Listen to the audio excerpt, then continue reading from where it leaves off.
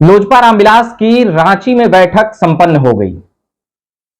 जी हां, चिराग पासवान पुनः राष्ट्रीय अध्यक्ष चुने गए।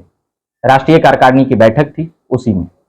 और झारखंड विधानसभा लड़ने को लेकर भी क्या कुछ बातें हुई है, क्या कुछ नहीं। एनडीए के साथ लड़ेंगे, एनडीए के खिलाफ लड़ेंगे, उनकी पार्टी का क्या दावा है, क्या कुछ कह रहे हैं, उन सभी बातों पर अभी हम बात करेंगे विस्तार से। उससे पहले औपचारिकता के लिए बता देते हैं कि आप देख रहे हैं झकास भारत। मेरा नाम हुआ रविकांत। अब आते हैं मुद्दे पर। तो मुद्दा यह है कि लोजपा रामविलास की रांची में बैठक हुई और राष्ट्रीय कार्यकारिणी में चिराग पासवान ही राष्ट्रीय अध्यक्ष चुने गए।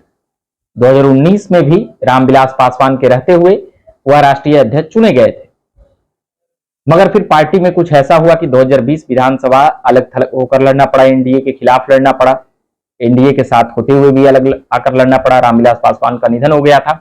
फिर पार्टी अंतरकलह के बाद दो भागों में बंट जाती है। चिराग पासवान के परिवार या कहें रामविलास पासवान के परिवार दो धड़ों में बंट जाती है और एक लोजपा रामविलास और एक राष्ट्रीय लोक जनशक्ति पार्टी बनती है, आरएलजेपी और एलजेपीआर। ये पुरानी बातें हो गई, हम पुनः इसलिए बता रहे हैं क्योंकि उसी से जुड़ा हुआ यह मुद्दा है, ये बातें हैं और ये खबरें भी। तो वहां से फिर दो पार्टियां बनती है, तो अब चिराग पासवान उसके फिर से राष्ट्रीय अध्यक्ष बनते हैं। तो मूल पार्टी समझ में आई, तब ये कहा गया कि 2019-24 लोकसभा जब आया तो 5 सीटें चिराग पासवान को मिला। तब लोगों को भी यह समझ में आया कि असली लोजपा कौन है और किसके पास जनाधार है। भाजपा ने भी चिराग पासवान को ही तरहीज दी और 5 लोकसभा सीटें दे दी। पशुपति कुमार पारस को एक भी सीटें उनके खाते में नहीं दी, मगर वह केंद्र में उनको मंत्री बनाई थी। मगर 2024 लोकसभा में उसे कुछ बातें नजर नहीं आई, तो अब उसके राष्ट्रीय अध्यक्ष बनाए गए चिराग पासवान। वहां पर राष्ट्रीय कार्यकारिणी बैठक हुई, वहां पर चुने गए, वहां के लोगों ने चुना। तो कुल मिलाकर चिराग पासवान पर एक और जिम्मेदारी वहां के लोगों ने दी, झारखंड के प्रदेश के लोगों ने। एनडीए के साथ झारखंड विधानसभा लड़ना है या एनडीए के अलग होकर लड़ना है। अगर सीटों का तालमेल नहीं बन पाया तो फिर वह अलग थलग होकर चुनाव लड़ेंगे। 28 सीटें जो चिन्हित की है, वहां 81 सीटें हैं। झारखंड की और भी बातें हम सुनाएंगे, उसमें बताएंगे। जदयू ने भी 11 सीटों पर दावा किया है, झारखंड ने 28 सीटों पर वो अपनी तैयारी की है। अब इन सभी सीटों पर क्या कुछ एनडीए में तालमेल बनेगा नहीं बनेगा, वो एक अलग विषय है। सरयू राय जैसे बड़े नेता जदयू में गए हैं और जदयू के एक विधायक वहां पहले से भी रहे।